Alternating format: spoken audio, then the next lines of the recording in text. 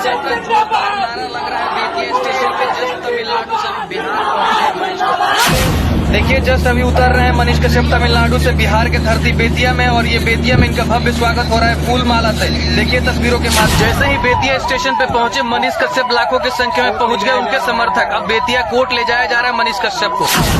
अभी अभी इसी ट्रेन से मनीष कश्यप बिहार आ रहे हैं। देखिएगा लाइव तस्वीरों के माध्यम से मनीष कश्यप इसी ट्रेन से तमिलनाडु से बिहार आ रहे हैं। अभी जस्ट उतरेंगे इसी ट्रेन से। ये वही ट्रेन है जिसमें मनीष कश्यप बैठे हुए हैं, और जस्ट अब आप तस्वीरों के माध्यम से देखिएगा कि मनीष कश्यप आए बेतिया से उन्हें कोर्ट ले जाया जाएगा। किस प्रकार से सुरक्षा है, हजारों की संख्या में यहाँ लोग पहुंचे हुए हैं, उनके समर्थन में लोग पहुंचे हुए हैं, फूलमाला लेके पहुंचे हुए हैं। जैसे ही मनीष कश्यप उतरेंगे उनका भव्य स्वागत भी करेंगे शायद। उसके बाद जो भी है प्रक्रिया, प्रशासनिक प्रक्रिया होगा और मनीष कश्यप को बेतिया कोर्ट ले जाया जाएगा। यहाँ से ये बेतिया स्टेशन है और बेतिया स्टेशन पे बहुत ज्यादा क्राउड है।